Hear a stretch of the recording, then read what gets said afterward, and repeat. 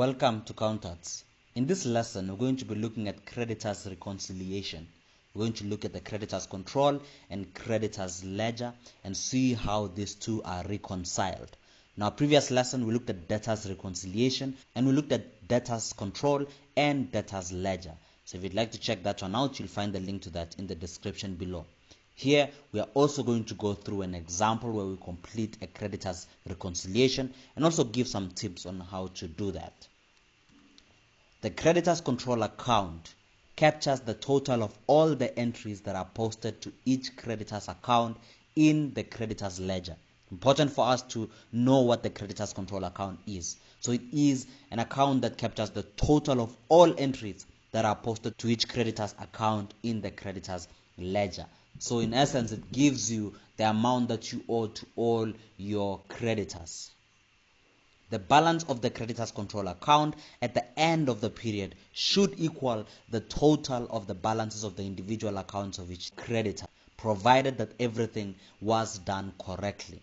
And that is why we are doing the Creditors Reconciliation, to ensure that the balance of the Creditors Control at the end of the period is the same as the total of all the balances of the individual accounts of each creditor that we have. But it's unlikely that they will be the same. Sometimes it's not the same, and it's because of errors that we may have made or omissions that we have made. So that is why we perform what is called a Creditors Reconciliation. In fact, same reason we perform what is called a bank statement as well. And by the way, we've done that one as well. You'll find the link to that one in the description below. So how do we identify errors? Let's look at identifying the errors here. If the Creditors Control Account balance at the end of the period does not equal the total of the balances of each creditor's individual accounts, as we have mentioned, this indicates that one or more errors may have been made. So our job is to find what those errors are and what they affect either the Creditors Control Account or the Creditors Ledger. Identify errors that affect the Creditors Control Account and the Creditors Ledger accounts. For example, incorrect amount entered in the journal or omitted from the journal. It's very important here. This is where, in fact, the biggest struggle comes when students are dealing with Creditors Reconciliation or Debtors Reconciliation, trying to identify, does this affect my Creditors Control Account only, or my Creditors Ledger only, or both of them? And that is why I highlighted in red here. Identify errors that affects both of them. And an example here is an incorrect amount entered in the journal or omitted from the journal. If that occurs, you know it affects both of them. Identify errors that affect the Creditors Control Account only. An example for this is posting the wrong amount from a journal to the Creditors Control Account. Very important to pay attention to the terms here. Identify errors that affect the Creditors Ledger only. For an example for this would be posting an entry to the wrong creditor's account. Now it's important for us to take note of those. So I hope you have paid attention to the example that we have just mentioned, and we're going to apply them as we begin our example. And here is a thorough example that we are going to be dealing with. You see here at the bottom, we are told to prepare the Creditors Control Account and balance the account on the 31st of May 2020.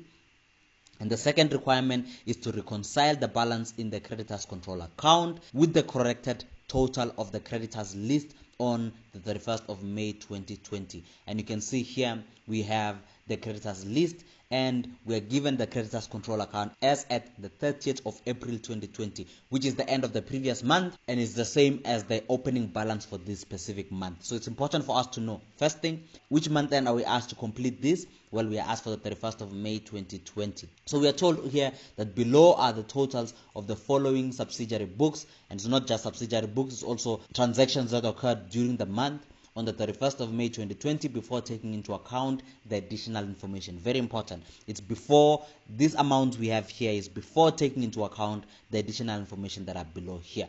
So we are told the following information pertains to transactions from the records of Ferrero Mia, a registered VAT vendor.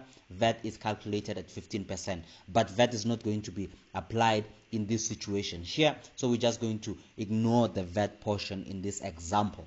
Now, let's get into it. What is the first thing that we do? The first question is to prepare the creditors control account and balance the accounts on the 31st of May 2020. And the second one is to obviously recreate or prepare the corrected total of the creditors list and make sure that they reconcile with the creditors control account. So we're going to do these ones here together at the same time because there are information that affects both the creditors control account and the creditors list. So you can see here we have a list of all the creditors that we have in the company. So we're going to prepare both of them at once. So we have to prepare the creditors control account, and we know that we have to prepare the T account or the general ledger account for the creditors control. Now, it's very important for me to mention that if you do not know how to do the T account or the general ledger, it will be a bit challenging for you. We have done a lesson specifically on how to do that and also how to balance off the accounts or how to close them off. You'll find the link to that one in the description below, and I would encourage you to check that one out if you do not know how to do that one. And if you do not know what your debits are and what your credits are, that one will make your work very easy when you're dealing with the creditors reconciliation. So let's bring our T account. Here's our T account. We've called it creditors control because the creditors control account, that's the first requirement.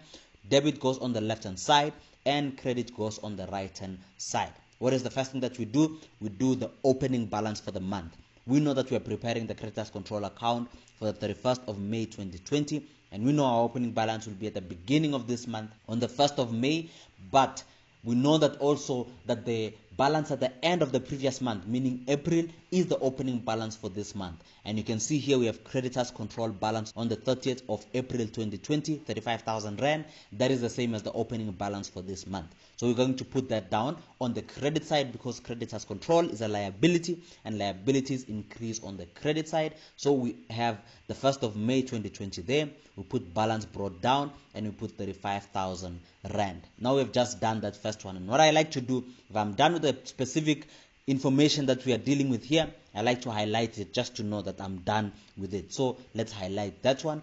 And then we can begin from the top here. We are told here that the cash purchases of inventory is 50,000 Rand. What are we dealing with here? We are dealing with creditors reconciliation. Whatever we bought on credit. Here, this is a cash purchase. It has nothing to do with creditors reconciliation. In fact, even if you are doing the debtors reconciliation, cash purchases will not fall anywhere there. So we're just going to leave out the 50,000 Rand because the cash purchase has nothing to do with our creditors. So let me highlight that one there to show that it's an information that we are done with. And then we look at the second one.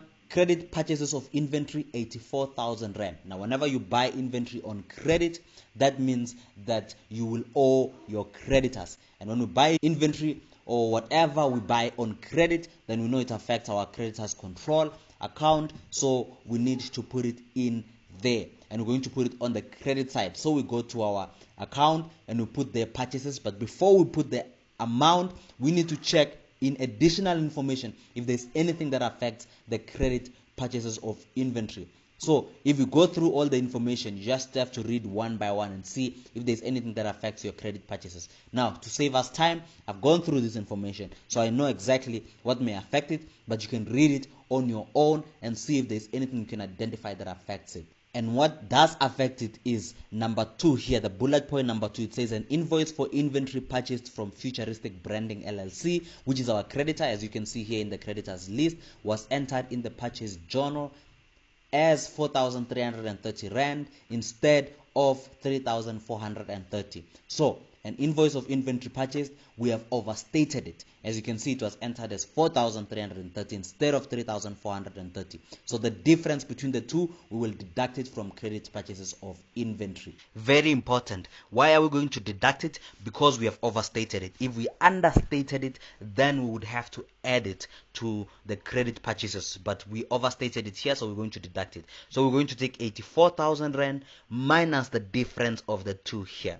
So we're going to put it in there. So as you can see here, we have 84,000 Rand minus the difference of the two, and gives us 83,100 Rand. That is the actual amount of the purchases that we made. Another thing that we need to take note of is that since we overstated this amount and it's for this specific creditor, Futuristic Branding LLC is one of our creditors, that means we have also overstated the amount that we owe him, because it was entered in the purchase journal. Remember the note that we said that you have to identify what affects only the creditors control account or only the creditors ledger or both.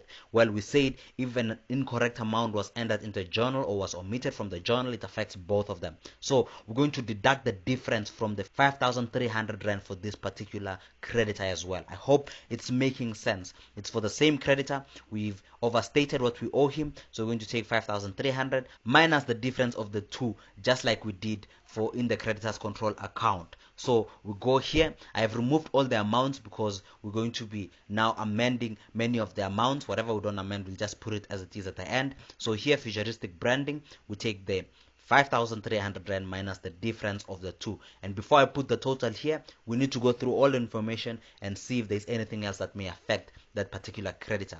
But I know we have just completed that one, so let's highlight it. We're going to highlight the credit purchases of inventory. We're going to also highlight the invoice of inventory that was entered incorrectly in the purchase journal. And then we can move on to number 3. We are told here checks issued to creditors in payment of accounts. We have 80,000 rand. Now, whenever we issue checks to pay for an account, that means that we are reducing the amount that we owe our creditors. So we put it on the debit side of the creditors control account. So we have 80,000 rand there. So we go back here and we put it as bank and we put 80,000 rand there. And remember the folio here that we're putting, it's in the CPJ, it's recorded in the cash payments journal whenever we're paying money out. And here the purchases, we had put it as the purchase journal because whenever you buy on credit, it goes into the purchase journal. And then we come back and highlight that one. And then we move on to the next one. And remember, before I highlight that one, you need to check if there's any information that pertains or affects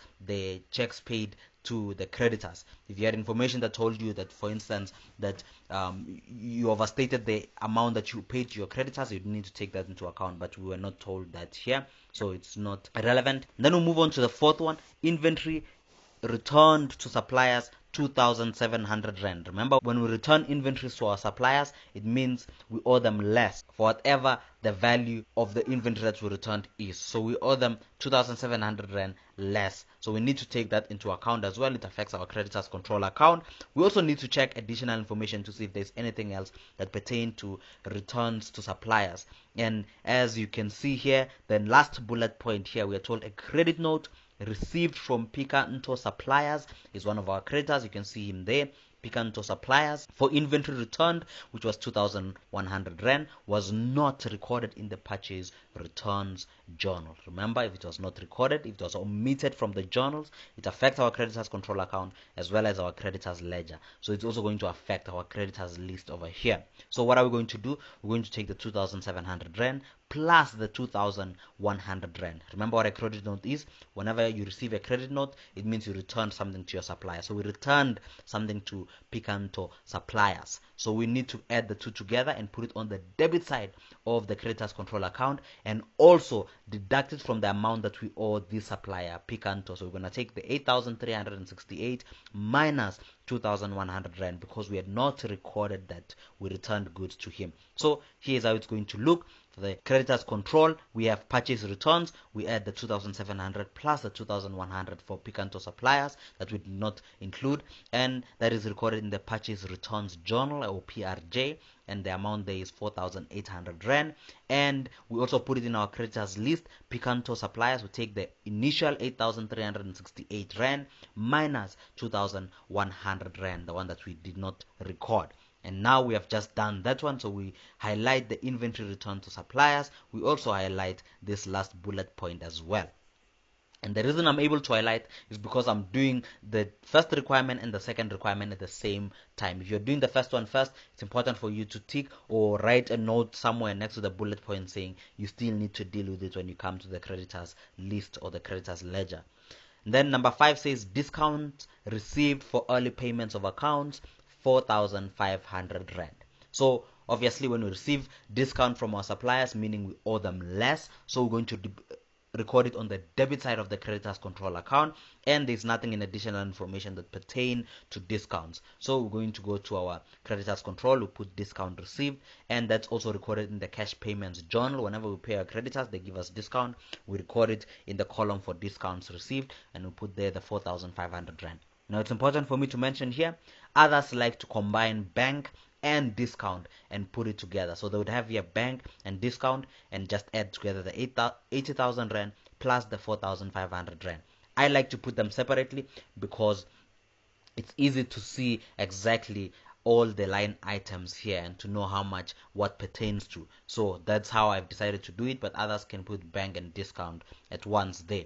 And remember, it doesn't affect our creditors list because we're not told anything regarding that in additional information. So we're going to highlight that one. And then number 6, equipment purchased on credit, 3,600 rand. So we purchased equipment on credit. There's nothing in additional information pertaining to the purchase of that equipment. So we put it on the credit side of the creditors control account. So we put equipment, and that one is recorded in the general journal, not in the purchase journal. Remember, the purchase journal, we only record the credit purchases of goods that we're going to sell. But this is equipment, it's recorded in the general journal. Now again, if you'd like to know how it's recorded in the general journal, you'll find the link to those lessons where we explain what the general journal is and how it works. So we put the 3,600 there because we owing our suppliers more by buying on credit. We put it on the credit side. And then that was an easy one, so we just highlight that one. And then the 7th one, interest charged by creditor on overdue account. That's another easy one as well. We're going to record it on the credit side because it means that we owe our creditor more. So we're going to our credit side, interest expense, that is what you call it as, that is the name. And then it's recorded in the general journal as well, and we put the 100 rand. And then we come back and we highlight interest charged by creditor on overdue account. And then you can see we have done everything here that we were given. Now we just need to deal with what we have in additional information. The first bullet point there is that the balance in the account of Watoto Limited must be transferred to their account in the debtors ledger. What does this mean? You can see here, this is a list of all our creditors. But one of our creditors has a debit balance. What does it mean? It means that they now owe us. Why is it the debit balance? Because we may have paid them all the money that we owed them, and then later on we returned goods to them, so now they need to refund us, they owe us. That's why they would have a debit balance. Another reason for this is that we may have overpaid what we owed our creditor, and then later on we realize we've overpaid by 700 for instance, and that is why it's a debtor. That means he owes us. That's why it's on the debit side. So we need to transfer it into their account in the debtors ledger. So it's not going to be in the creditors ledger, but in the debtors ledger. So what does it mean? We are going to remove this 700 rand from the creditors list over here. So what are we doing here? We're going to just take the 700 rand, we minus the 700 rand. So this 700 rand is the one on the debit side, and we minus it by putting it on the credit side, and then which will have nothing over here. But look what I have done in the creditors control account. I put debtors control because it's being transferred into the debtors control account, and that's recorded in the general journal, and we put the 700 rand there. It's very important. It was on the debit side of the creditors ledger. So when we credit it in the creditors control account, then we have just cancelled it, and that's why we're going to have nothing for Watoto Limited in the creditors list. And then we can highlight that first bullet point, and now we're only left with 2 bullet points. We're told here the third bullet point, a check for 5,300 to Ego Capital, who is our creditor, as you can see him there on the list, was correctly recorded in the cash payments journal but posted to their account as 3,500 rand in the creditors ledger. What does this mean?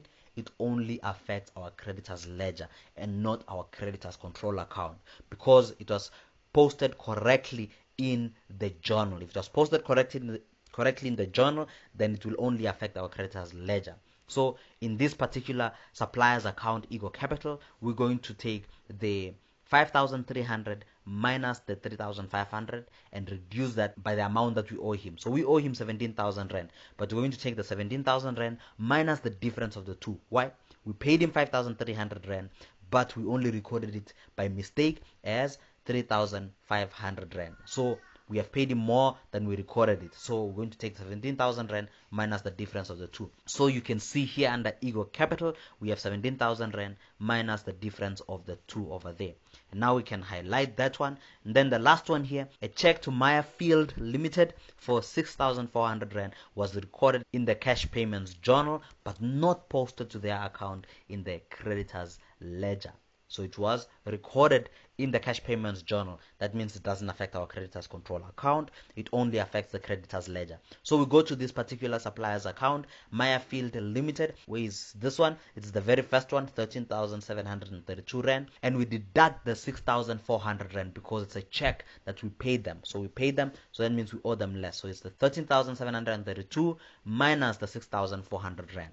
And as you can see here, Maya Field 13,732 minus 6,400 rand, and we have just completed that one. So we highlight it, and you can see we have just done all the information that we needed to do. So you can be highlighting it as well, or just ticking it on the side, and then once you can see it like this, you know that you have just completed everything. Now that you have done everything, we just need to total up our creditors list as well as our creditors control account and balance it off. The two balances should be the same. If they are not the same, we have done something wrong somewhere. So let's go to our accounts. You can see here, now we can put our totals on the credit side of the creditors list. So in there we have just done it.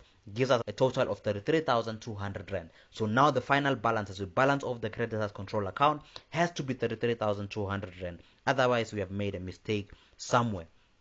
So what do you do with the creditors control account? Like I mentioned, if you do not know how to do a general ledger and how to close it off, you need to check that lesson out. But what you do is that you calculate both sides and see which one is the bigger side and put the total on both the debit and the credit side. So I know that my credit side is bigger because I had calculated it. So it's 122,500 rand. That is how much the total for the debit for the credit side is, and I put it on both sides. Now obviously I need to make my debit side equal my credit side, so I'm gonna take the 122,500 rand minus all these that I have on the debit side, and I'm going to put it here, and I'm gonna call it balance carried down. Those are the steps you follow when you're closing off the T account. So I'm gonna call it balance carried down, and the amount that is missing on the debit side to make it equal the credit side is 33,200 rand. And what else do? I go to the credit side because that's the bigger side.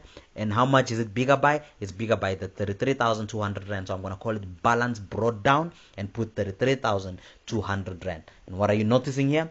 My creditors control account, after we've balanced it off, gives me 33,200 rand, and my creditors list is also 33,200 rand. That means you have done everything correctly if they are the same.